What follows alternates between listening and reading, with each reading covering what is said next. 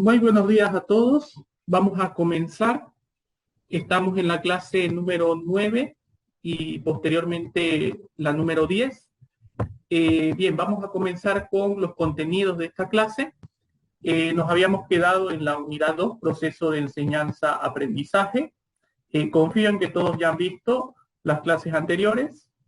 En esta hemos tratado de analizar desde una posición de la psicología educativa respecto al proceso de enseñanza-aprendizaje.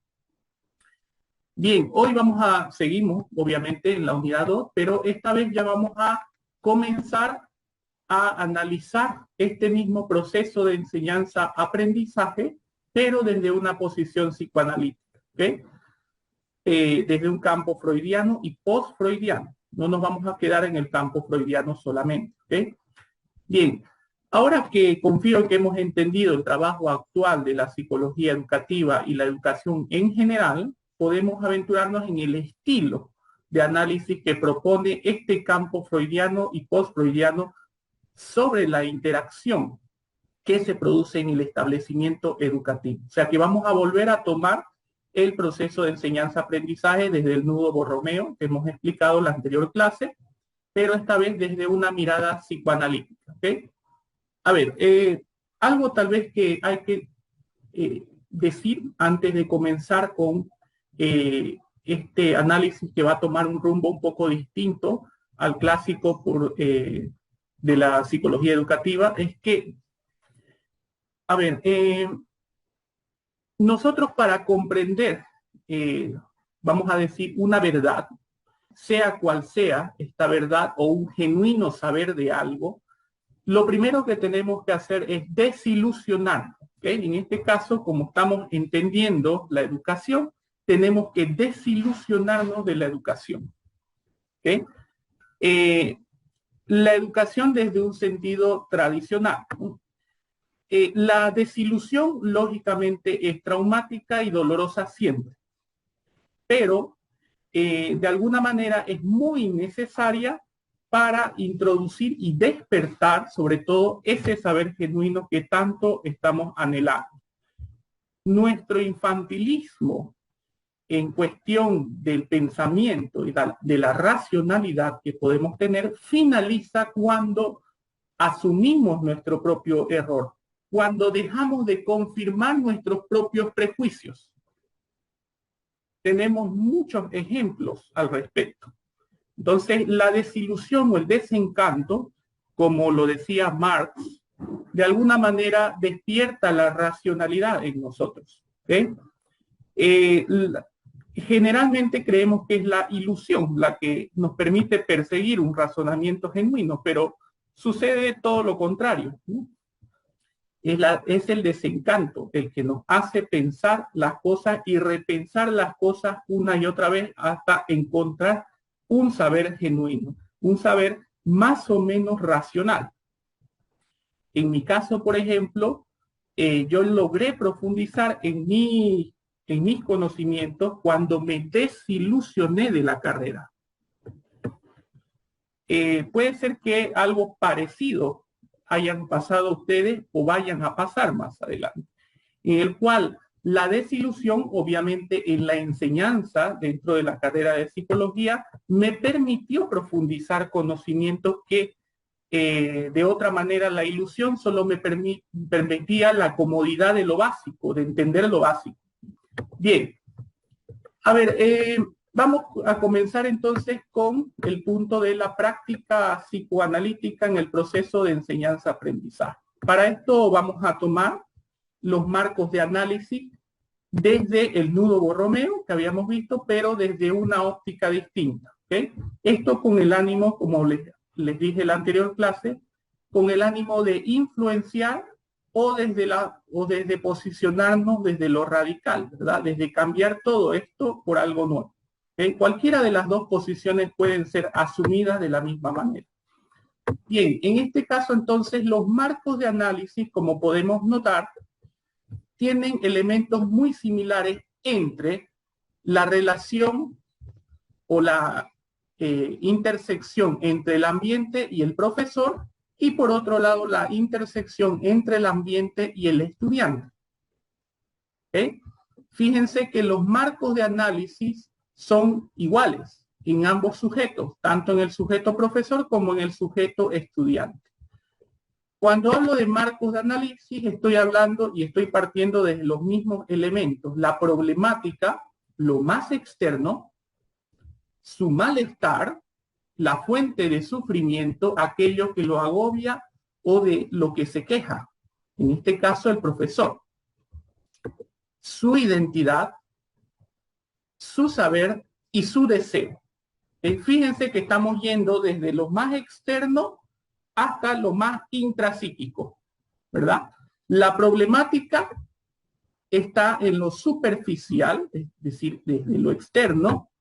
Estamos hablando que es la exigencia o la demanda de la realidad hacia el individuo. Por eso es que se posiciona la problemática directamente en el componente de ambiente, porque es la demanda que se le va a hacer al profesor, en este caso al profesor, no estamos partiendo de la relación ambiente-profesor. Su malestar, que está en el borde de la relación entre el ambiente y el profesor. El malestar es aquello que se queja de la realidad, ¿verdad? Es aquello que lo agobia. Vamos a entender desde esa posición. Su identidad, la identidad está en el borde de la profundidad del componente profesor y todavía tiene algo de relación con el ambiente, o sea, con lo externo. Su identidad vamos a tomarla desde los dos componentes de la conciencia, ¿no? Desde el yo y desde el self. La identidad, entonces ya estamos hablando de la piel un poquito para afuera, porque todavía está en el marco de la relación. Su saber, que ya estamos aquí hablando de la piel para adentro, lo que sabe, la relación que tiene este componente, este sujeto, profesor, con el conocimiento. A eso le denominamos su saber. ¿Qué es lo que sabe?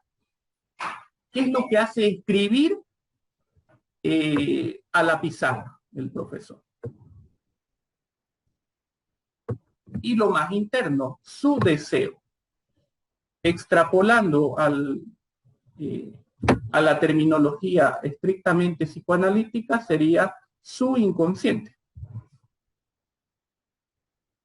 Muy bien, lo mismo va a suceder con el sujeto estudiante. Vamos a ir desde lo más externo hasta lo más intrapsíquico. Bajo los mismos marcos de análisis, por supuesto, bajo los mismos elementos. La problemática, su malestar, su identidad, su saber y su deseo. Bien, particularmente va a ser importante tratar la identidad, por supuesto, del profesor, tanto del profesor como del estudiante, ¿no? La identidad entendida como esas manifestaciones externas, es decir, su comportamiento, lo que nosotros desde una posición psicológica podemos llamar como su comportamiento o su conducta. En este caso vamos a decir que la identidad son todas esas capas, ¿verdad?, que tiene, haciendo una analogía con una cebolla, aunque hay claras diferencias, ¿no? Todo lo que se constituye de la piel, vamos a decir que está en el marco de la piel hacia adentro y de la piel hacia afuera, porque estamos hablando también de conciencia, ¿verdad?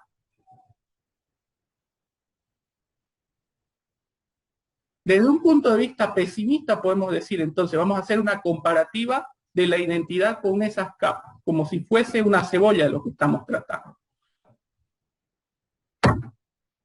De hecho, hay quienes afirman que el ser humano es igual que una cebolla. No por el hecho de estar compuesto por muchas capas, sino porque de hecho, pelando cada una de estas capas, precisamente no encontraremos nada más. Es algo para pensar eso. Su composición está hecha de capas y nada más. En el centro no hay otra cosa que otra capa. Bien. Ok, ¿preguntas hasta aquí de lo que vamos a analizar el día de hoy? No, listen. Muy bien, se entiende, ¿no? Ok, vamos entonces con el sujeto profesor. Vamos primero a empezar con el sujeto profesor y ya la próxima clase, la que viene a partir de las 10:30, si no me equivoco, vamos a venir con el análisis del sujeto estudiante. ¿Okay? Bien, vamos a comenzar desde lo más superficial, como dijimos hace un momento, que es la problemática. Bien, la problemática la podemos dividir en dos formas, vamos a decir, críticas o demandas de la realidad hacia el profesor. ¿Qué es lo que demanda hacia el profesor la realidad? En esto vamos a dividir, como les dije hace un momento, vamos a dividir en dos formas críticas distintas. Una demanda que responde a lo histórico, es decir, una demanda que siempre ha habido, y una demanda de esta época, la demanda actuales. Estas demandas nos van a señalar el lugar que ocupa el profesor ante los ojos del otro. Primero vamos a comenzar con la demanda histórica. A ver, existen exigencias de actuar como intelectual, es decir, que al profesor siempre se le ha pedido que actúe como un intelectual. Escuchen bien, que actúe como uno, no necesariamente que lo sea, sino que actúe como uno.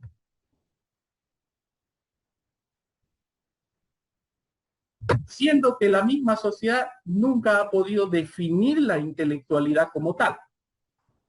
Y eso es lo más interesante. Podemos encontrar opiniones muy distintas, ¿no? Desde la sociología, desde la antropología, desde la misma filosofía y psicología. Encontramos posiciones distintas de lo que refiere el término intelectualidad. Pero eso es algo que siempre se le ha exigido al profesor. La segunda, atribución de la función padre. Históricamente, hasta el siglo pasado, se le ha arrogado la función de padre. El padre que castiga, el padre que autoriza, desautoriza, dueño y señor de una clase. Y por tanto de un estudiante.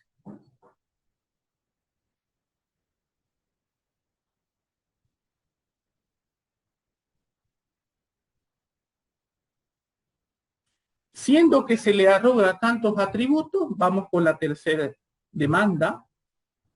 Vamos a decir que es una demanda muy criteriosa, que siempre ha sido una labor promedio, en realidad. No se le rescata más allá del promedio, no, no es una labor que ha sido reconocida del todo.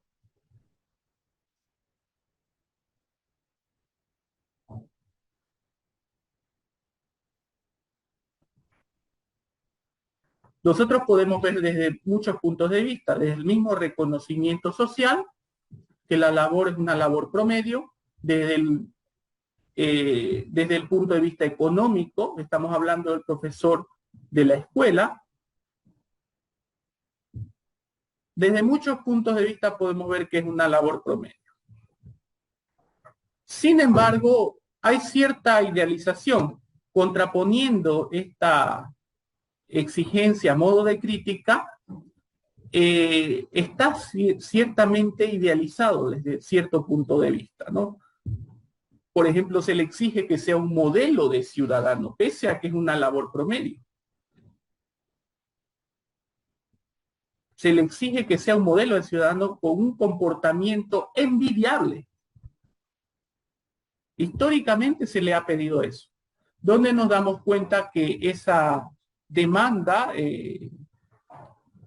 sigue y continúa o persiste en la época actual? donde nosotros nos impresionamos porque vemos algún comportamiento que desde nuestro punto de vista es inaceptable. Ese impresionismo que nos causa nos indica de que esta demanda sigue vigente, por supuesto.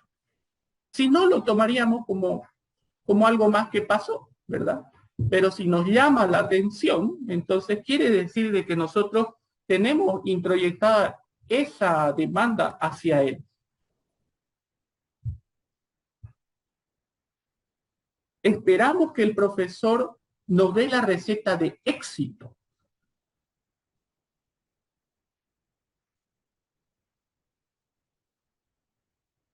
Que imponga esa receta de éxito.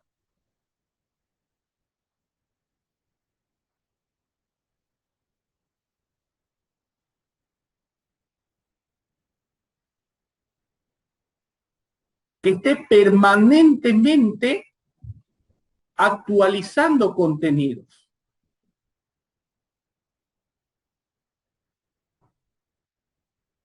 No se le reconoce de que el contenido sea articulado. Siempre estamos con esa queja histórica que siempre la ha habido.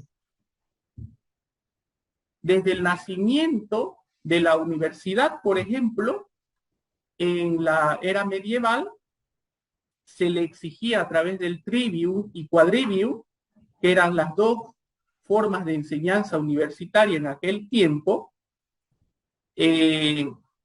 ya se quejaban desde ese tiempo de que los conocimientos no tenían direccionalidad de los primeros docentes, no estaban completamente desarticulados. Fíjense que hasta el momento sigue, ¿verdad? La queja principal es que articule su saber.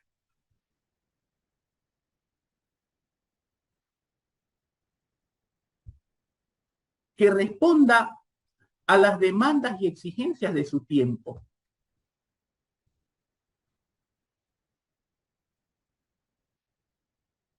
Que tome conciencia sobre las demandas actuales. Fíjense que la desarticulación que nosotros nos quejamos del docente es que no responden a una realidad inmediata. Se queda en ciertas abstracciones que no pueden compararse con la problemática o con la realidad.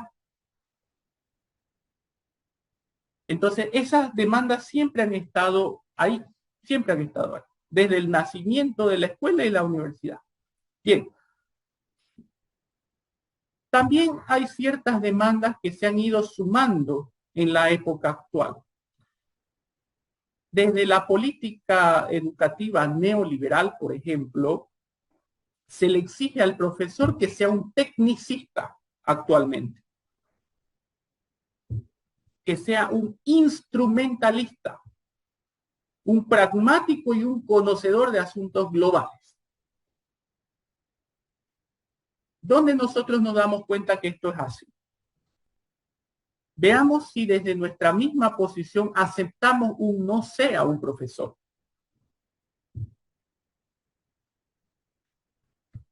Si ante el no sé del profesor nosotros lo tildamos como incompetente, entonces quiere decir que tenemos introyectada esta demanda, por supuesto, de que atienda todos los asuntos globales.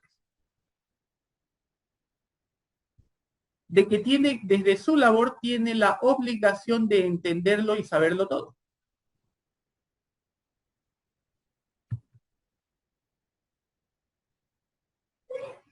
Es un oficio que de alguna manera responde a esa ideología neoliberal. Desde la sociedad se espera de que el profesor sea hiperddinámico. En algún momento lo hemos visto esto, ¿no? Creo que ya lo habíamos visto en la clase 7 y 8, si no me equivoco, o en la 6, o en la 5 y 6.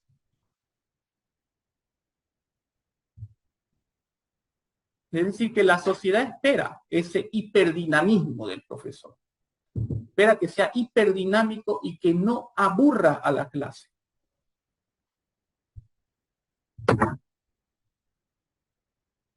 Esta exigencia se debe a que vivimos una sociedad del espectáculo, que vive por y para el entretenimiento. Por eso se le exige que sea dinámico, que maneje todas las herramientas dinámicas, ¿no? desde una sociedad que sobrevalora el entretenimiento y rechaza toda forma de aburrimiento. Y esto se extrapola, por supuesto, al ámbito educativo. Lo mismo pedimos en el ámbito educativo, ¿no? Que cumpla con esas exigencias de hiperdinamismo, que nos mantenga entretenidos toda la clase.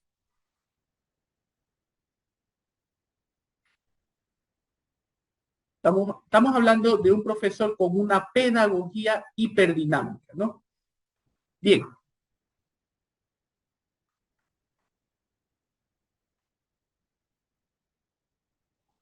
La imagen del profesor terapeuta. Esa es otra demanda, es una exigencia muy particular de este siglo.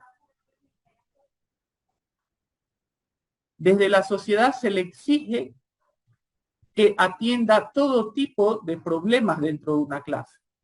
Se le exige que sea profesor y terapeuta a la vez. Que responda a todos los asuntos, por ejemplo, de violencia, que sepa y sea un gran identificador de la violencia, del bullying, del ciberbullying, que aprenda a enseñar a la conducta especial en condiciones de autismo, en condiciones de trastornos de en TDAH. Entonces se le está pidiendo más allá de la enseñanza que se convierta en un terapeuta también. Bien. ¿Hasta aquí alguna pregunta?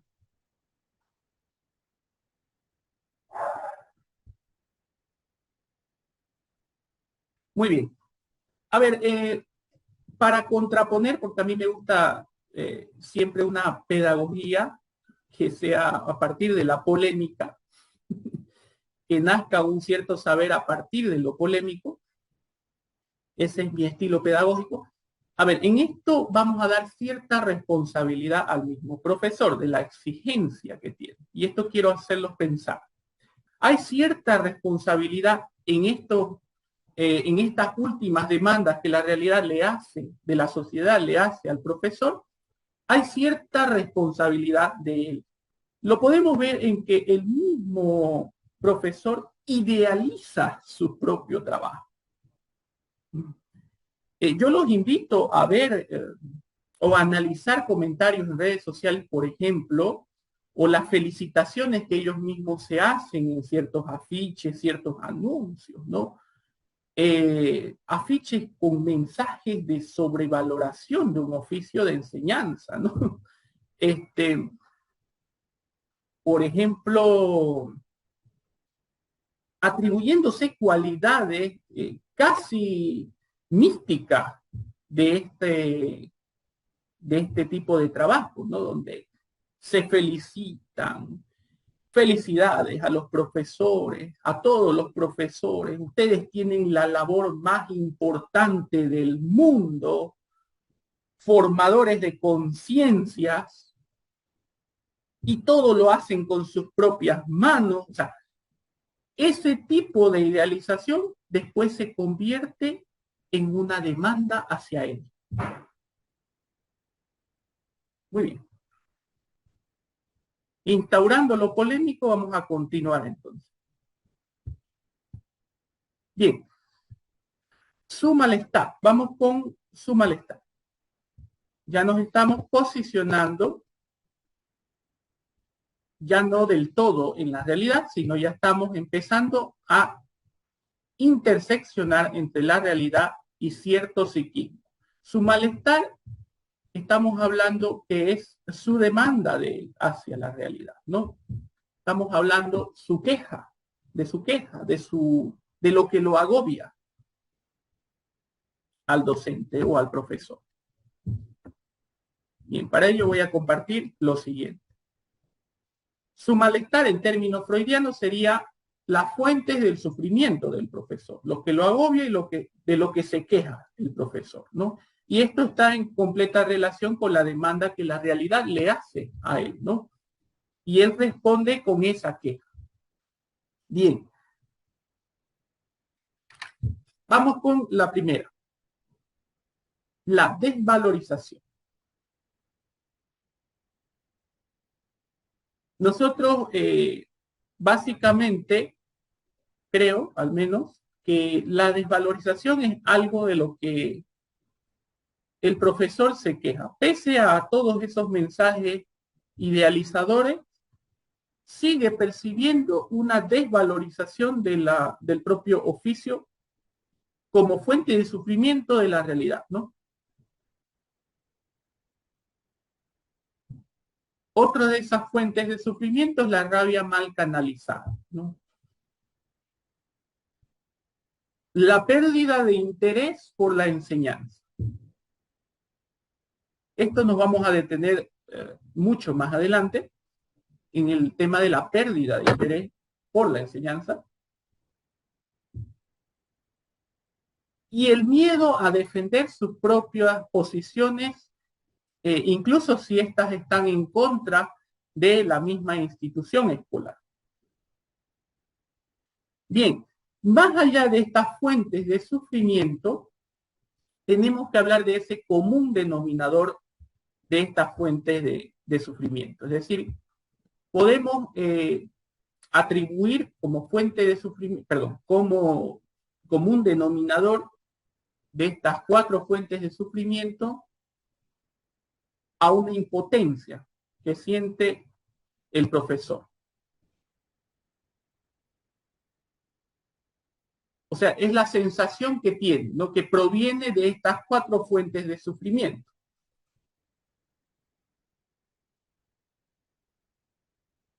Pero ¿de dónde nace esta impotencia? Es decir, pongámoslo en términos un poco más cotidianos. ¿Con qué presión escribimos lo que escribimos en la pizarra? Porque ahí se ve la impotencia. En la presión que ejercemos al escribir. ¿De dónde nace esto? La impotencia se transforma en un intento de someter, por ejemplo, al otro en la clase. Ahí podemos visibilizar esa impotencia.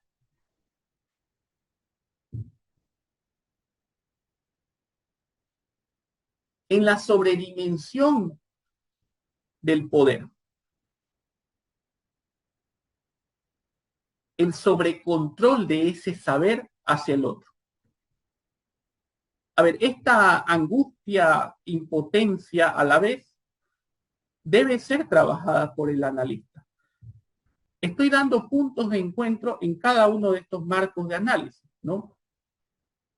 Estoy dando puntos de encuentro para que ustedes como analistas sepan detectar, identificar estas fuentes de sufrimiento desde el malestar, desde el inconsciente, etcétera, etcétera. O sea, esto le va a dar herramientas de trabajo, ¿no? Esta impotencia debe ser trabajada por el analista, entonces, en la lógica, desde la lógica del componente profesor, del proceso de enseñanza-aprendizaje. De alguna manera, ya lo dijimos, esta impotencia conduce a un proceso educativo, vamos a decir, basados en ese sobrecontrol que quiere tener en la clase. Ahí es donde vemos la impotencia del mismo profesor, en ese sobrecontrol, en la sobrevaloración del poder, que no es otra cosa que el propio miedo a no poder de alguna manera sostener esas posiciones que adopta él en la clase. Dicen, Adelante. sí, con respecto a la impotencia de la que usted viene hablando entonces, quiere decir que él siente que no puede ejercer el total control, eso es que se le escapa de las manos y es eso lo que le genera la impotencia y se ve a Correcto. través del sobrecontrol, o sea, no puede Exactamente. controlarlo todo. Exactamente. La fórmula básica sería la siguiente. ¿Qué pasa si en una clase se le discute al profesor y este se impone ante esa contraposición de sus posiciones, se impone con un sobrecontrol y castiga al estudiante o lo saca de la clase? En realidad eso es parte de una impotencia. Parece ser que es por el amor al control y al poder que tiene en realidad, pero lo está ejerciendo como consecuencia de esa impotencia y el miedo, sobre todo, de no poder lidiar con esa contradicción. O sea que si nosotros vemos profesores impositivos, autoritarios en la clase, profesores que no permiten un espacio de libertad en el aprendizaje del estudiante, probablemente esté enmascarando una impotencia. ¿Y qué es impotencia? Puede traducirse en la desvalorización que siente, en la rabia mal canalizada, en la pérdida de interés por la enseñanza, que está enmascarándose a través de una sobrevaloración del poder, ¿verdad? O el miedo a no poder defender sus posiciones porque desde su posición piensa que no sabe lo suficiente.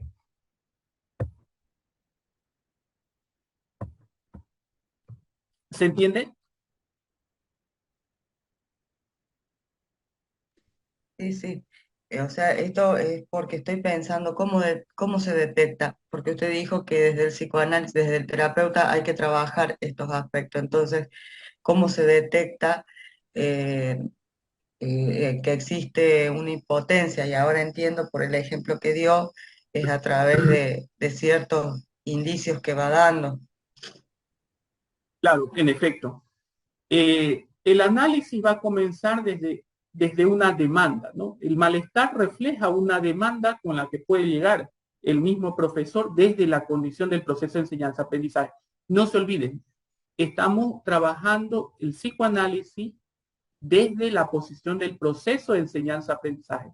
Él como profesor, ¿no? No como sujeto en sí mismo, ¿no? Sino como desde el rol profesor, exclusivamente desde ahí. Entonces, para ello, todo análisis comienza por una demanda. En este caso, la demanda puede ser identificada bajo estas fuentes de sufrimiento, ¿no? Que es la queja del profesor como tal, que está enmascarando una impotencia. Y esa es la impotencia que nosotros tenemos que trabajar, siempre pensando el rol o el sujeto profesor dentro de este relacionamiento del proceso de enseñanza-aprendizaje, no fuera de él, ¿no? Porque si no sería ya clínica directamente. Que de hecho hay algunos autores, por ejemplo Guillermo Carvajal, eh, que nos habla de un cierto límite inexistente entre la clínica y la educación dentro del trabajo del analista. Pero bueno, eso está sujeta también a un constructo hipotético, ¿no? Si nosotros nos adentramos más en la educación, vamos a poder delimitar muy bien una demanda dentro de este proceso de enseñanza-aprendizaje que responde a un psicoanálisis desde la educación, sin que por ello se entrelace con la clínica en sí misma, ¿no? Por eso tenemos que escuchar muy bien cuál es la demanda del profesor, ¿no? En este caso del rol profesor, del sujeto profesor. Porque si el sujeto profesor viene con una demanda de problemas de pareja, por ejemplo, ya nosotros sabemos que no está encasillado dentro de este rol profesor, su queja, está encasillado desde otro lugar. Bien, ¿se entiende, verdad? Ok, vamos con su identidad. Bien, este asunto vamos a detenernos un poco.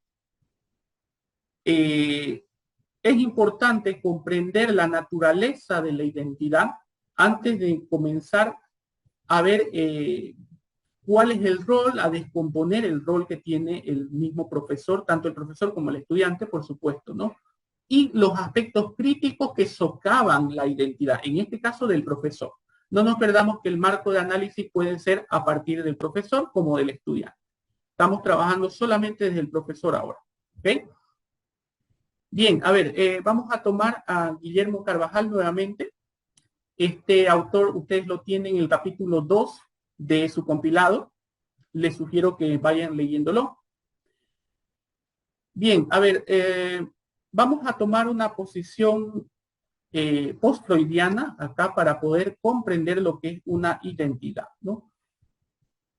A ver, este concepto de identidad en educación debemos separar, o sea, de esta idea tenemos que separar dos elementos básicos, el elemento del self y el elemento del yo.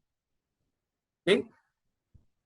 El self podemos entenderlo de la piel hacia adentro, el yo de la piel hacia afuera, ¿ya? Ambos son componentes que se constituyen como una identidad. Ambos son componentes de la conciencia. Pero hay uno que es visible ante los ojos del otro y hay otro elemento que no es visible. Podemos interpretarlo. El self es toda la estructura psicológica que sostiene la conciencia. Es nuestro interior en el presente, diríamos. Ya dijimos nosotros de alguna manera que el self, desde el punto de vista freudiano, responde por un lado a las determinaciones sociales y por otro lado está determinado también por la naturaleza de su propio trauma. Desde una posición netamente freudiana, ¿verdad? Bien, el self es lo más interno de nuestra estructura consciente.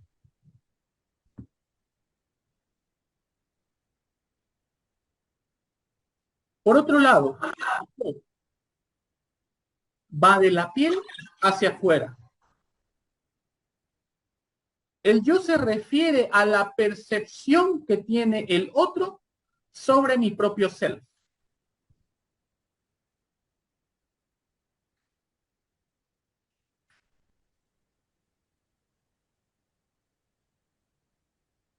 Podríamos decir de alguna manera que el yo es la conducta que nosotros tenemos, la personalidad que nosotros tenemos. Que desde la interpretación de un otro nos puede decir que está conociendo nuestra estructura consciente, nuestro self, pero en realidad está conociendo nuestro yo, que es una voz del self.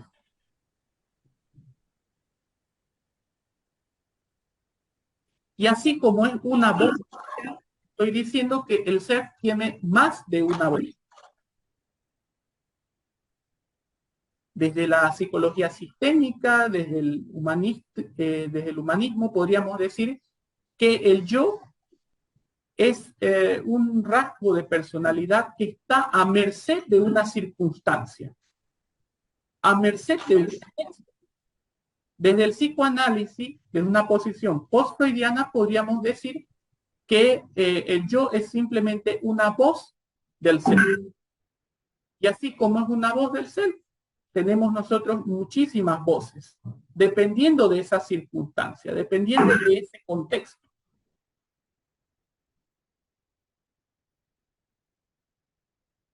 Entonces el yo se construye a partir del self.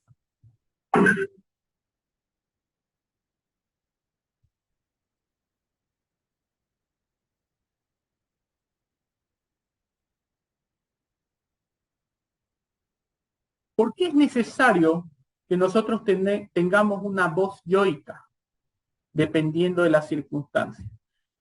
Porque el yo nos facilita el relacionamiento con el otro. Nos facilita esas transferencias, esas contratransferencias. No nos olvidemos que desde el psicoanálisis todo lo que es relación con el otro es transferencia. Y todo lo que es relacionamiento con uno mismo es narcisismo. Bien.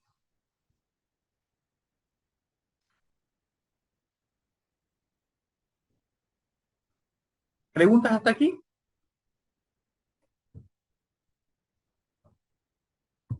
¿Se entiende? Muy bien. Ok. Entonces debemos comprender que el self actúa desde muchas voces. Es decir, desde muchas identidades yoicas, en la cual una de esas identidades es la identidad profesor. Es una de las identidades, en este caso del self. Para nosotros, desde el proceso de enseñanza-aprendizaje, es la más importante, es la que vamos a analizar ahora.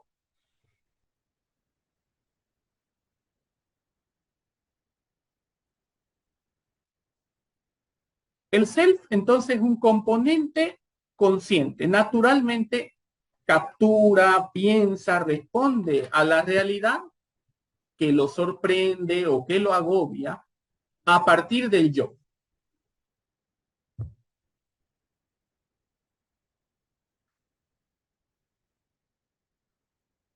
Bien,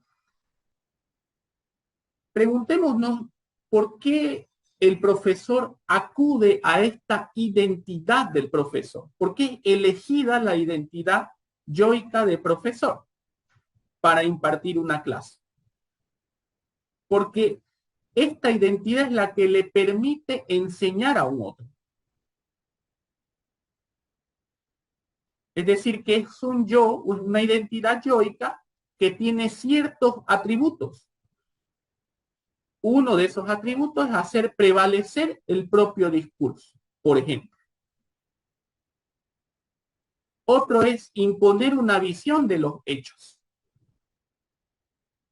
Y el tercero es ejercer una influencia en el saber del otro. ¿Vamos de nuevo? El primer atributo de esta identidad yoica del profesor es hacer prevalecer el propio discurso. La segunda es imponer una visión de los hechos. Y la tercera es ejercer influencia en el saber del otro.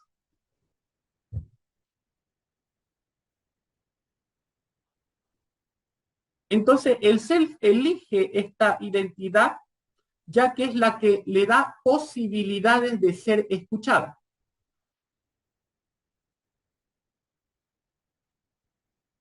Si asumiera el self asumiera, otra identidad yoica, probablemente no sería tan escuchada. Una identidad de mejor amigo, por ejemplo, probablemente no pueda influenciar en el saber del otro. Y esto es interesante, porque si nosotros analizamos el yo, es decir, la identidad yoica de cada profesor, veremos fuera de estos atributos que son generalizables, veremos que tienen ciertas diferencias, ¿verdad? Algunos, por ejemplo, adoptan un estilo de personaje de cine, otros de personaje de la literatura, otros de personajes más allegados, familiares.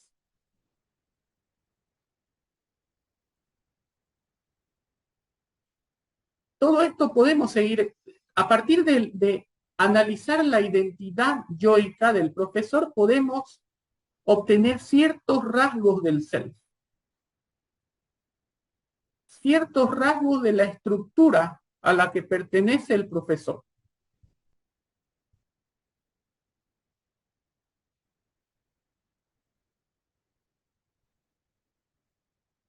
Bien, ahora vamos con lo siguiente. A ver,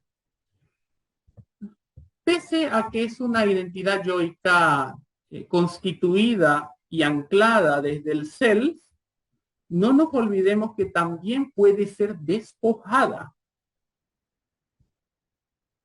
Esto es muy interesante porque los conflictos en la identidad es el despojo en realidad de esa identidad. Es decir, que alguien le quitó esa identidad. Entonces, ¿cómo reacciona la persona cuando le quitan una capa? ¿Cómo reacciona la persona? Algunos reaccionan con enojo cuando son despojados de esa identidad del profesor. Veremos reacciones automáticas de enojo, agresividad, depresión, menosprecio, etcétera, etcétera. O sea, menosprecio hacia un estudiante, aquel que lo ha despojado de su identidad profesor. Veremos esas reacciones muy automáticas del self. Y en esas reacciones ante el despojo de esa identidad nos vamos a dar cuenta cuál es la estructura de ese profesor. ¿A qué estructura responde? Vamos siguiendo el hilo, ¿no? Del análisis. Bien. A ese despojo, a ese conflicto que despoja la identidad del profesor, le vamos a llamar incidentes críticos. En una clase existen muchos incidentes críticos, por supuesto. Una de ellas puede ser la percepción de impericia. Esa despoja la identidad del profesor. A través de críticas que le hace el estudiante hacia el profesor, lo va despojando de esa identidad. Entonces ahí tenemos que ver cómo reacciona el profesor ante ese despojo de su identidad. Porque básicamente dejarlo desnudo, ¿verdad? Al self. Bien. Entonces, esta percepción de impericia se da a través de críticas, constantes críticas hacia su enseñanza, sus habilidades, su metodología, etcétera, etcétera. Por otro lado, tenemos el conflicto académico.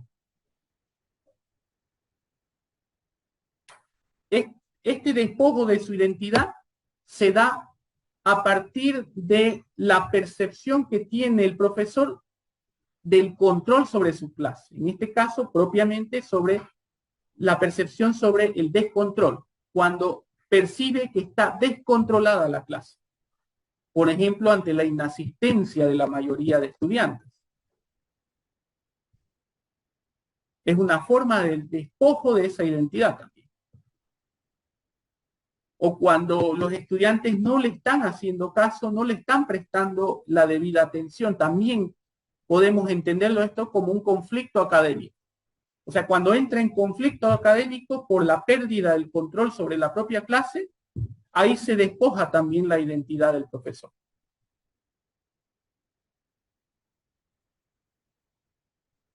Por otro lado, tenemos la frustración de expectativa.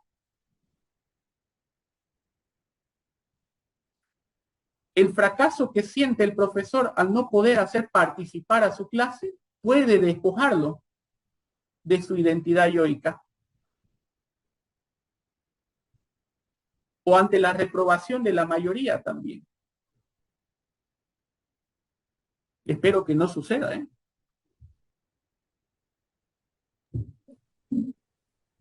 Bien. El sentimiento de fracaso que tiene proviene de esta frustración de expectativa. Ese sentimiento de fracaso, de haber fracasado porque la mayoría se haya aplazado en una materia, porque no pueda enseñar a ese estudiante. Todo eso lo medimos en términos de frustración de la expectativa. Es decir, que yo pensé que iba a poder enseñar a este grupo.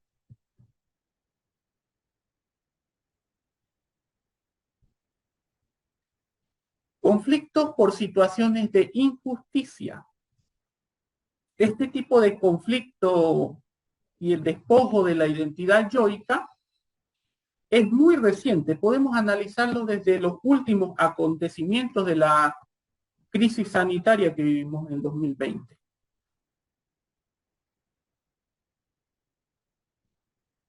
Muchos estudiantes decían que no podían ingresar al Zoom porque obviamente no tenían los recursos para ingresar todos los días y todo el tiempo a clases.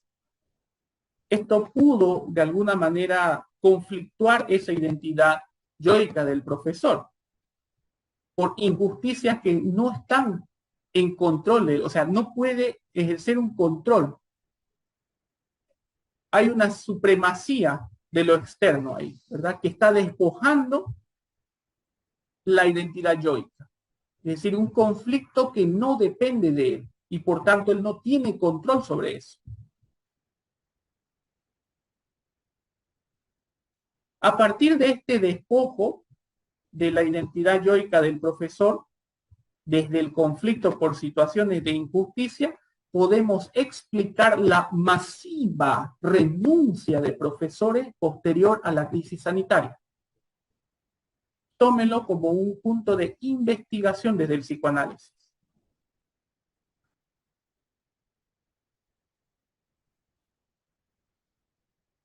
Traten de ligarlo a la fuente de sufrimiento de supremacía de la naturaleza que nos hablaba Freud.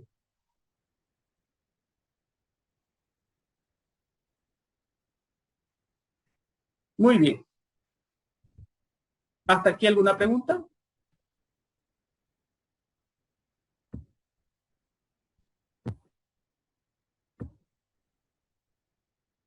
Hay mucho que analizar, ¿no?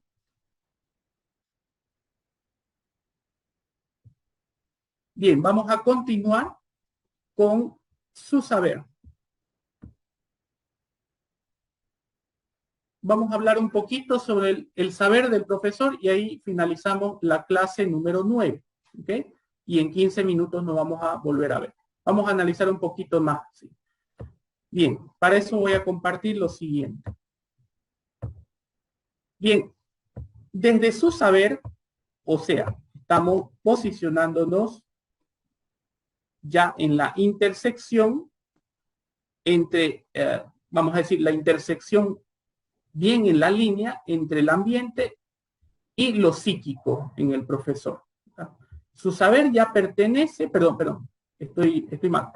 Su saber ya es, como dijimos en un comienzo, es intrapsíquico. ¿Okay? La identidad es lo que marca de la piel hacia adentro, la piel hacia afuera. Ahora sí estamos bien. Pero sigue teniendo un valor de cierta superficialidad, al menos comparativamente con su deseo, que es el inconsciente. Muy bien.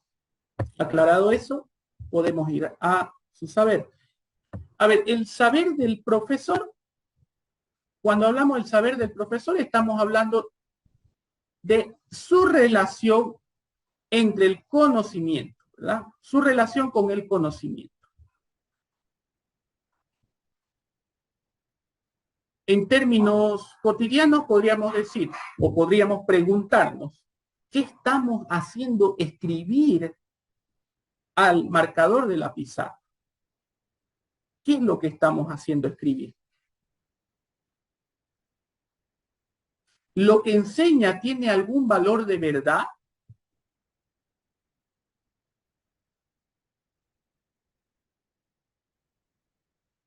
Entonces estamos buscando relaciones entre el conocimiento, el saber del profesor y la verdad en esto. Puede colocarnos en ciertos dilemas filosóficos incluso esta cuestión, ¿verdad? En esta muy compleja época en la que nosotros consideramos que la verdad no solamente la podemos improntar en una obra literaria, en una obra científica. Hasta el siglo pasado probablemente la verdad se encontraba en los libros y en la ciencia, incluso hasta en la religión. Hoy está más mediatizada la verdad, ¿correcto? Se mide en términos de reproducciones, por ejemplo, de un video, en términos de la cantidad de seguidores de una página. Preguntémonos si nosotros no damos más importancia a las personas que son más mediáticas y lo tomamos como una verdad lo que dicen, solo por la cantidad de reproducciones o la cantidad de likes que tiene ese video. Bien, la verdad como saber en esta época es muy compleja, está más mediatizada, hasta ahí he llegado yo, hasta saber que está más mediatizada.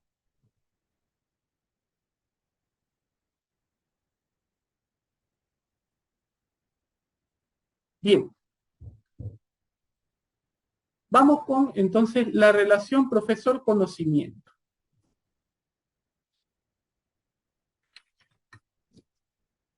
Vamos a extrapolar, es decir, que vamos a extrapolar lo que acabamos de decir al escenario educativo.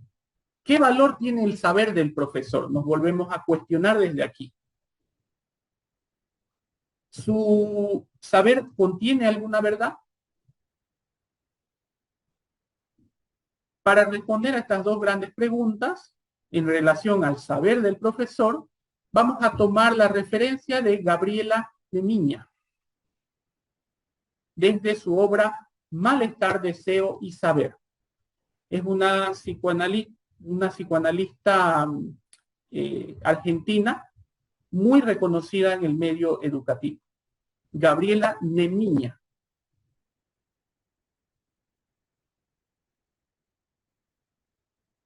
Vamos a decir que el saber del profesor como tal está ligado a tres elementos: su entendimiento, su tecnicismo y su interés epistemológico. Este último,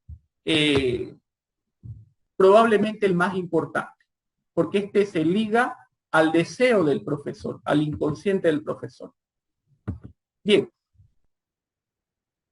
su entendimiento, es decir, en términos de pregunta, ¿cómo entiende lo que enseña el profesor?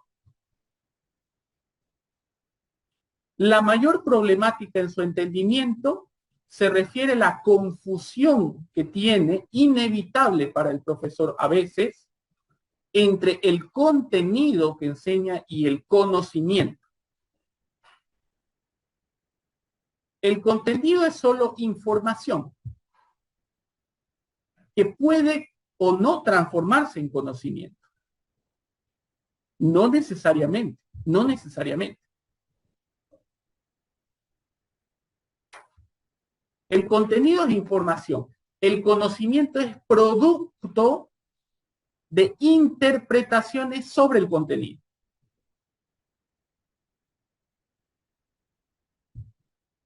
Es una singularidad del otro.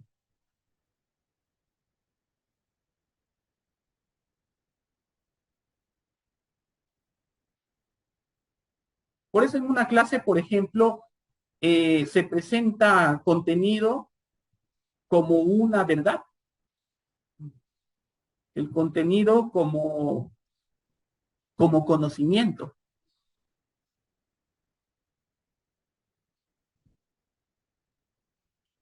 Como el valor último y más genuino de la enseñanza, el contenido. El interfaz entre el contenido y el conocimiento es la pedagogía, lo que habíamos visto en la formación del vínculo. La pedagogía está para facilitar y transformar el contenido en conocimiento. Entonces, esto es interesante y es importante porque muchos profesores envían 300 PDF esperando que se vuelva eso en conocimiento, sin que haya una pedagogía entre medio de ese contenido. Producto de eso, no internalizamos absolutamente ningún saber. Nos quedamos con fragmentos de ese contenido que se vuelve a reproducir en palabras de nosotros. Pero son fragmentos desarticulados, ¿correcto? Entonces, hay un conocimiento, o sea, hay un entendimiento limitado por parte del profesor entre lo que es el contenido y lo que es el conocimiento que se forma a partir de la singularidad del estudiante.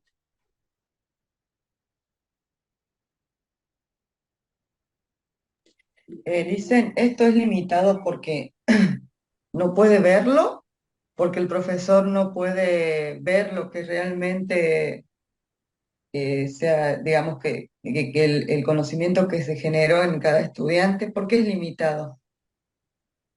Es limitado, podríamos decir, porque no hay ese entendimiento sobre su propio saber. O sea, no ha resuelto cierta, vamos a decir, cierta limitancia entre lo que enseña. Es algo más consciente. Es psíquico, por supuesto, pero es algo mucho más consciente. Podemos ver de que, por ejemplo, no hay un entendimiento por parte de ese conocimiento que tiene que formular. O sea, es una especie de no posicionarme desde el entendimiento del otro. Podríamos decir que es una especie de sinsentido en el entendimiento del otro, desde la posición del profesor. Solo desde ese sinsentido, asumido desde el profesor, es que podemos entender sus fallas entre lo que es el contenido y el conocimiento que se forma en el estudiante. Independientemente si es matemáticas, lenguaje, lo que está enseñando, no importa. Pero hay una cierta confusión en su propio saber a partir de ese sinsentido que le acabo de comentar. Bien, su tecnicismo. Esto lo podemos preguntar de la siguiente manera. ¿Cómo son los medios que ocupa?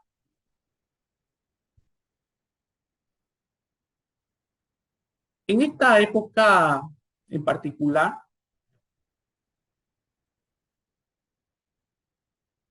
el profesor le da un valor muy importante a la velocidad del aprendizaje. Son confusiones muy conscientes, ¿verdad? De hecho, no solamente esta confusión en cuanto a lo que es el tecnicismo y el valor que le da al tecnicismo dentro de su enseñanza el profesor, no solamente es por parte de él, sino por parte también del otro, o sea, por parte de la sociedad. Fíjense que en esta época en particular hay un relacionamiento inminente entre la velocidad y el progreso. Estos dos conceptos están ligados. Mientras lo hago más rápido es mejor, siento que estoy progresando. Por eso no es una limitante solamente en cuestión técnica, en cuestión del profesor, sino también de lo social. Aprenda 18.000 palabras en 10 segundos. Todas las promesas en cuanto a lo que es materia de técnica, materia de intelectualidad, mientras más rápido es mejor. Estamos en una época que relaciona estos dos grandes conceptos entre la velocidad y el progreso social. Y esto se va a ver reflejado también en la sobreimportancia que el profesor le da a los medios que ocupa dentro de una clase.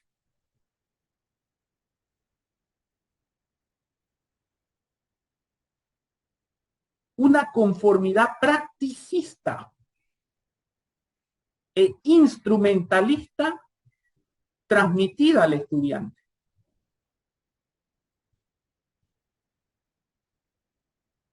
Esa practicidad, la técnica se liga entonces a esa practicidad, a ese instrumentalismo que se superpone a los fines de una clase.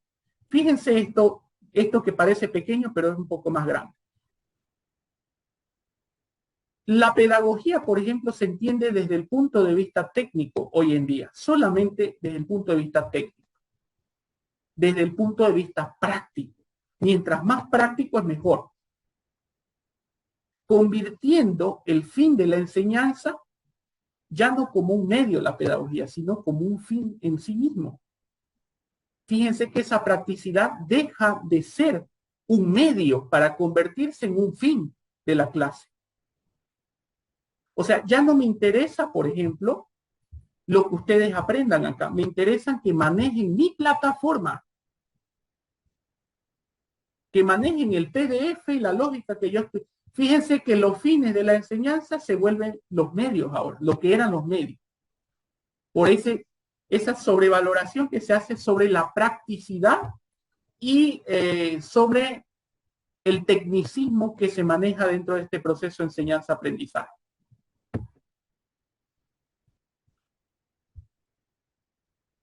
Al fin y al cabo, lo que se entendía como medios pedagógicos termina siendo el fin en sí mismo.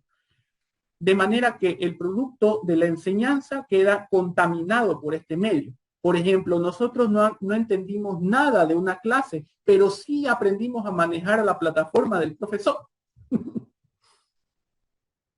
La pedagogía se superpone ahora como un fin de la clase, siendo que la pedagogía es simplemente un medio. A eso le llamamos el tecnicismo, sobrevalorado y que proviene de lo social, del valor que también se le da desde lo social a esta relación entre velocidad, velocidad como práctica, como lo más práctico posible, y el concepto de progreso. ¿Se entiende? ¿Alguna pregunta? ¿O reflexión también?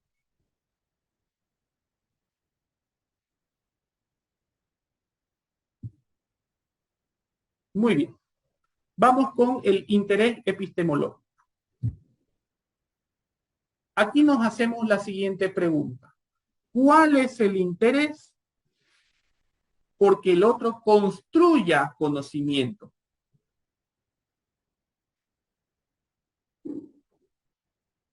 No existe en la actualidad una preocupación genuina por el conocimiento del otro. Por eso es que les dije hace un momento que bordea con el inconsciente del profesor. Ahorita vamos a explicar muy bien cuando retornemos.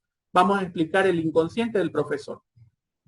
Pero vamos ligando este interés epistemológico que bordea ya el inconsciente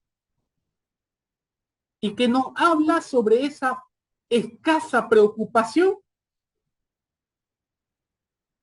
por el saber del otro. Es decir, la poca importancia que el profesor le da al saber del estudiante.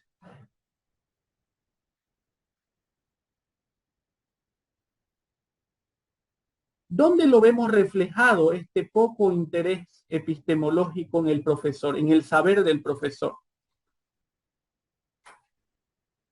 Lo vemos reflejado en el poco interés, la poca capacidad investigativa, por ejemplo. El deseo mismo por el saber del profesor.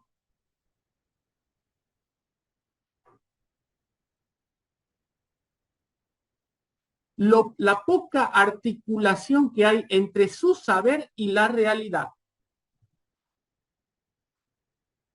Por tanto, vemos que imparten un saber obsoleto,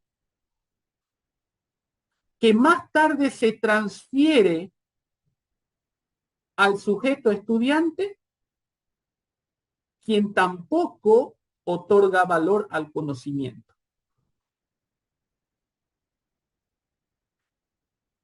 Podemos reflejar entonces en la poca capacidad que tiene, o sea, estamos ahorita ubicando que el profesor no tiene una preocupación genuina por el saber del otro.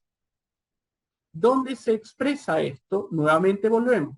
Se expresa en la poca capacidad investigativa, en el poco interés que tiene el profesor por responder a los problemas de su época. Por ejemplo, en nuestra carrera se sigue enseñando el conductismo del 1920, sin ningún pie de página, sin ninguna reflexión genuina, contextualizada a la época. Y eso es lo que yo rescato en el psicoanálisis como punto final de esta cuestión. El psicoanálisis también ha nacido más o menos en el mismo tiempo que el conductismo. Viene de finales del siglo XIX, ¿verdad? Y ha dominado la primera mitad del siglo XX. Sin embargo, la producción refleja un interés epistemológico, porque las concepciones van tomando siempre un nuevo análisis, una nueva direccionalidad. Y eso es lo que refresca una teoría.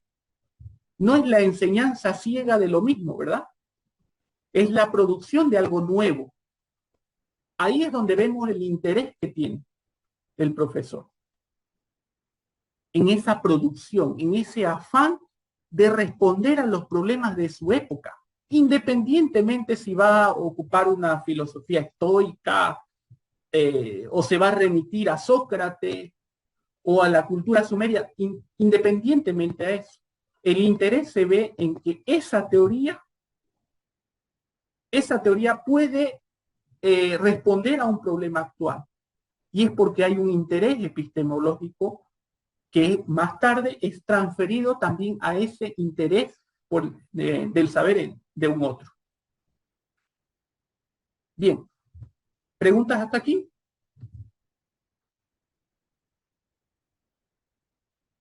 Muy bien, volvemos dentro de 15 minutos, ¿les parece?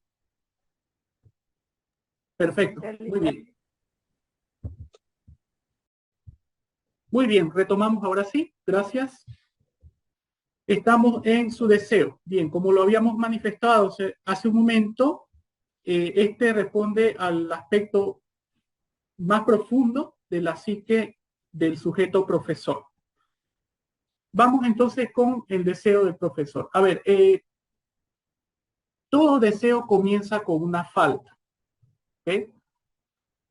Una falta que está ligada a enseñar es un fantasma que denota, como bien lo decía Lacan, denota a los nombres del Padre. La enseñanza es un fin que puede estar o no relacionado al deseo inconsciente del profesor. Eso tenemos que tenerlo claro. Cuando no está ligado, vamos a decir, a la enseñanza, podemos apreciar que ésta se instrumentaliza, como bien lo hemos visto, por medio de una descarga pulsional, una función que se puede reducir a las pulsiones del, una función que se puede reducir a las pulsiones del ello. Y esto pasa cuando esa falta no está ligada a los fines de la enseñanza. ¿Okay? O sea que prevalece la pulsión. Entonces, fíjense que el trabajo del analista en este sentido es reencauzar esta pulsión hacia los fines de esa falta en relación a la enseñanza.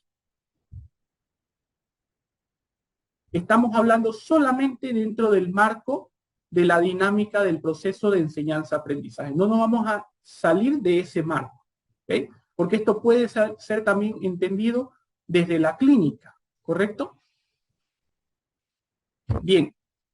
Ahora, los fines conscientes deben ser los fines de la enseñanza, pero cuando las pulsiones están conflictuadas y no están reencausadas hacia esos fines conscientes de la enseñanza, es cuando vamos a ver otro tipo de conflictivas relacionadas a la estructura y a la estirpe del profesor.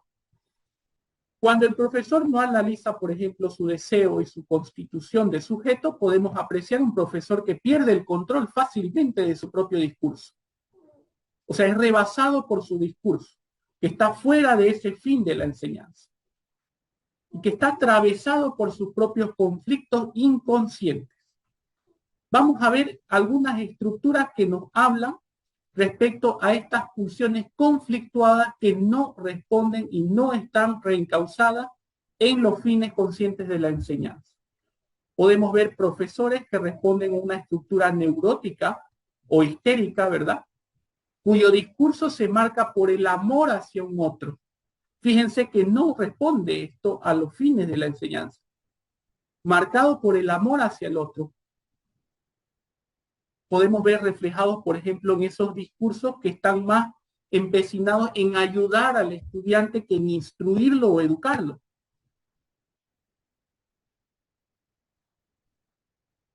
Ese es un discurso, es una posición histérica o neurótica dentro de este proceso. También podemos ver profesores narcisistas, ¿verdad? Capaz y nos hemos encontrado algunos de ellos.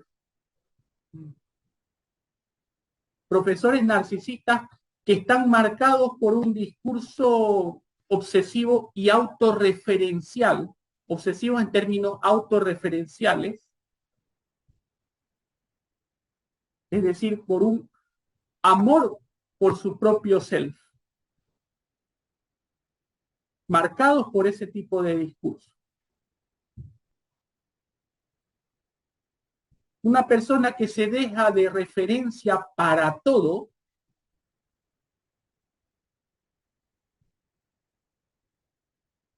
cuando sucede esto podemos identificar que hay un discurso narcisista, un profesor que está tomando un discurso narcisista, que es autorreferencial, que nos habla más de su propio querer, de sus propios logros, que del fin de la enseñanza.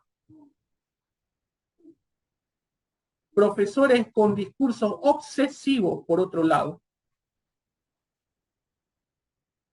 marcados por los ideales.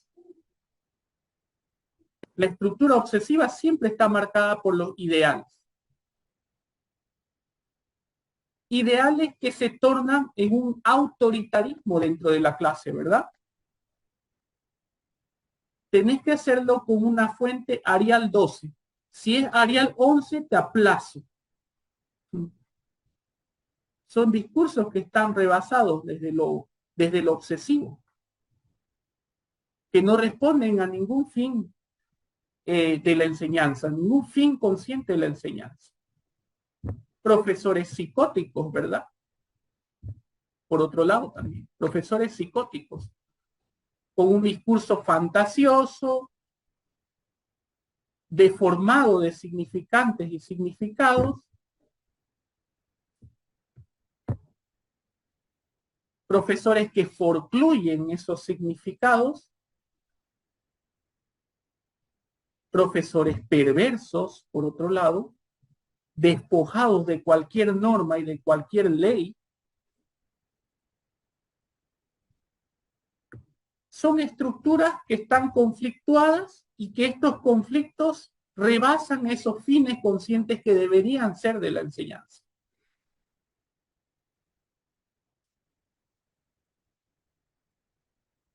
Bien, entonces, ¿qué es lo que tenemos que hacer desde una posición analítica aquí?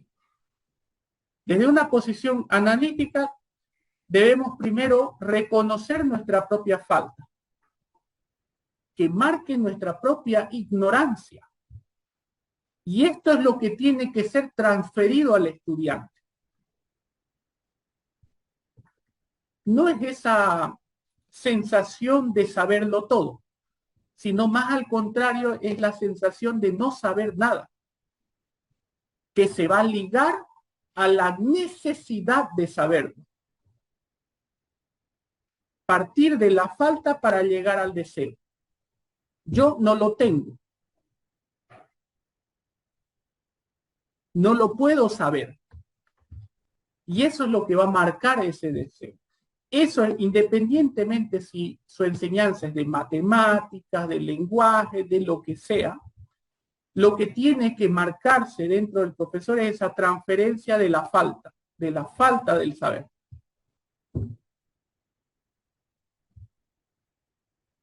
Toda falta se transforma en deseo.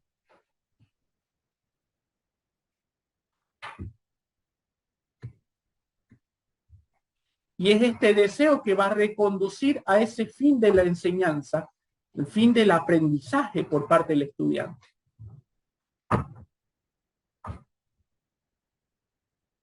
O sea que estamos hablando de reencauzar esa falta hacia un deseo, ¿verdad? Transferir esa falta a la falta del estudiante. Bien, entonces, reconocer la propia ignorancia es algo importante para el inconsciente del profesor. Reconocer esa propia ignorancia. Cuando no hay este reconocimiento de la propia ignorancia, de la propia falta del saber, es donde se superponen lo que acabamos de ver, estos discursos neuróticos, histéricos, obsesivos, perversos, psicóticos, etcétera, etcétera. Se superponen porque se está superponiendo la estructura a la que responde el sujeto. Por encima de ese fin. A partir de allí, entonces, el deseo del saber debe sincronizarse con esa falta.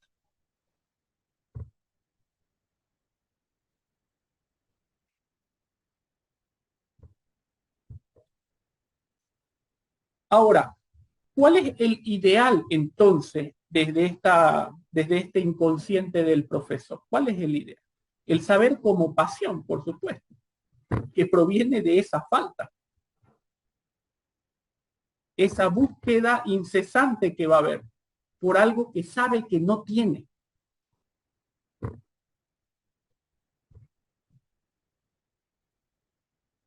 Entonces, el saber como pasión está articulado con la transmisión de esa falta hacia el estudiante. Ahora, lo común es que encontremos que se superponga la estructura a la que responde el individuo, como individuo, ¿verdad? Y vamos a encontrar ese tipo de discursos, ¿no? El discurso del narciso, de autorreferencial, el discurso por el amor, marcado por el amor hacia el otro, que no lo instruye tampoco, simplemente que quiere responder a una necesidad personal del sujeto, del estudiante. Vamos a ver este tipo de discursos neuróticos e histéricos comúnmente, porque es la estructura más común en la sociedad. Donde el profesor está más enfocado en servirle al estudiante porque lo ama, pero no instruirle ni enseñarle nada. Entonces, a ver, tenemos entonces el saber como pasión, es transferir esa falta. Ese es el ideal al que el analista debe llegar. Y lo común es encontrar ese saber como goce, que está articulado a la ilusión de saberlo todo. Eso es lo más común.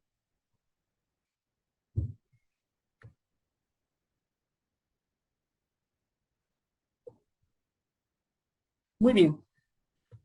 Bueno, aquí yo estoy con un dilema, debido a que creo que hemos tenido bastante información hasta el momento. No sé si necesite ser reflexionado antes de seguir avanzando, porque el sujeto estudiante también está cargado de información y creo que si continuamos no va a haber mucha reflexión en estos asuntos, que yo al menos quisiera que haya reflexión antes de seguir avanzando. Entonces, no sé si les parece o si ustedes desean también podemos seguir avanzando para terminar de una vez la unidad 2, o prefieren que continuemos debido a la sobrecarga de información y de contenido de esta clase. Continuemos la próxima clase. Dicen, en mi caso específicamente, yo preferiría que sigamos la próxima clase, porque hay acá algunas cuestiones que yo me anoté, o sea, de la dificultad que tengo, por ejemplo, de dividir la clínica de lo educativo, que se me mezcla el tema de hacia el otro, y sobre todo respecto al sujeto profesor cuando habla de su deseo. Lo habíamos visto en Educativa 1, una cuestión con una lectura que hicimos de Recalcati la hora de clase, que todo lo que habíamos visto hasta el momento era el estudiante, el sujeto estudiante, de alguna manera. Entonces Ya, me cuesta a mí un poco verlo desde la parte profesor. O sea, cómo divido, cómo distingo. Entonces, para mí yo necesito un poco de reflexionar de la sobre esto. reflexión. Sí, sí, sí, estoy muy de acuerdo. Gracias, Janina. Estoy muy de acuerdo. El contenido, sobre todo, es que debe generar reflexión. Hemos atendido muchas cuestiones ahorita que probablemente sean novedosas en cierto sentido y necesitamos reflexión. La idea de este curso, por supuesto, es generar y producir ese conocimiento, ¿no? En el marco de lo que acabamos de decir, por supuesto. No es tanto reproducir lo mismo, sino que de esta verdad se convierta en otra verdad. Y para eso tiene que haber reflexión. Muchas gracias, Yanina. Tito, ¿está de acuerdo o yo estoy sujeto a lo que diga la clase? Yo estoy de acuerdo con Janine, pero licenciado, me gustaría que me haga una aclaración sobre el Claro que sujeto sí. profesor respecto a la rabia mal canalizada, porque todos sabemos que no tenemos todos los días buenos, ¿no? Y me Claro. gustaría una aclaración sobre la rabia mal canalizada. Ok. Muy bien. Como nosotros hemos visto, de alguna manera, vamos a empezar. El análisis tiene que comenzar desde la superficialidad hasta lo más profundo. Para eso hemos visto ciertas capas, ¿verdad? Que podemos superponer en la superficialidad de este sujeto profesor. Entonces, para poder encontrar el punto central en cuestión del malestar, por ejemplo, tenemos que ubicar en qué capa está, si está en la superficialidad o está en la mayor profundidad. En este caso, hay una cierta superficialidad dentro del malestar. El malestar es lo externo, ¿verdad? Es la queja que tiene el profesor. Entonces, independientemente de lo que encontremos como queja, tenemos que saber que sigue respondiendo a una superficialidad que bien nos puede hablar, por ejemplo, ese malestar de la rabia mal canalizada, bien nos puede estar refiriendo, por ejemplo, a algo un poquito más profundo, que esa queja, ¿verdad? De que la mayor parte del tiempo estoy aburrido, la mayor parte del tiempo estoy enojado, voy a la clase enojado. Independientemente a ese malestar que vamos a escuchar por discurso o por comportamiento, eso tenemos que profundizar más, encontrar la anterior capa a eso. Y puede ser que la identidad sea la cuestión aquí, de ese malestar. Una identidad, por ejemplo, que no le permite asumir ese rol de enseñanza. Una identidad que está mal construida. Una identidad que no le permite tapar ese malestar al sujeto. O puede provenir de anteriores capas también. O sea, el análisis que tenemos que hacer independientemente al malestar que le produce, porque vamos a encontrar mucha singularidad en el malestar. Yo he mencionado algunas de ellas, por ejemplo, el malestar que usted me hace referencia, Tito, que es la rabia mal canalizada. Pero dentro de esto puede darse de muchas maneras también. Independientemente a eso, tenemos que encontrar en la anterior capa o en las anteriores capas, las capas más profundas, cuál es la raíz de ese malestar. Si podemos ir encontrando esas singularidades, lo externo tarde o temprano va a dejar de ser una cuestión importante para el analista, porque ya va a encontrar esa raíz que está anterior a ese malestar. ¿Okay? O sea que definir, por ejemplo, la desvalorización que siente el profesor nos puede dar un punto muy pobre de referencia respecto a lo que está generando ese malestar. Entonces, definirlo no es tan importante. La rabia mal canalizada es una rabia que está, por ejemplo, manifiesta, ¿verdad? Una rabia que está mal contenida. Por ejemplo, ante una pregunta, yo me puedo enojar de pronto, digamos, ¿no? O sea, es una rabia que no está, vamos a decir, está expuesta de alguna manera, eh, no está oculta, digamos, ¿no? Por así decirlo. Eso puede ser una rabia mal canalizada. No se trata de estar enojado por una cuestión de un día, ¿verdad? Se trata de no haber construido una identidad. Yo le doy un ejemplo solamente. De no haber construido una identidad adecuada para la enseñanza. Por tanto, eso se filtra, la rabia se filtra por encima de esa identidad. En términos muy sencillos lo estoy diciendo porque, como le digo, conceptualizar la rabia mal canalizada podemos encontrar muchas singularidades ahí, pero la importancia del análisis es lo que está atrás de eso. ¿Okay? Muy bien. ¿Alguna otra pregunta?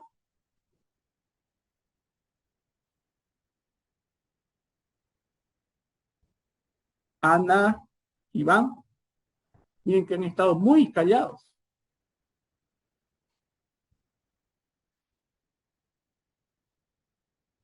Muy bien. Ok, entonces lo dejamos ahí. Me parece que está bien. Y ya la próxima clase vamos a analizar lo que falta, que sería el sujeto estudiante y la interacción también, ¿no? Porque hay una interacción que también nos arroja mucho análisis ahí. Muy bien. Bueno, que tengan un buen día a todos, ¿ya? Y nos vemos la próxima clase. Gracias. Gracias, licenciado. Hasta luego. Perfecto, excelente. Hoy, por si acaso hago un anuncio, hoy voy a hacer la grabación y la voy a editar la grabación y la voy a subir a la plataforma y de ahí ya les paso las diapositivas. Asimismo, las próximas clases vamos a finalizar con esta lección todavía del sujeto estudiante y la interacción y posteriormente ya les voy a dar los instructivos para comenzar a realizar nuestro ensayo, ¿ok? Muy bien, muchísimas gracias. Perfecto. Perfecto. Ok, que estén muy bien. Nos vemos. Gracias.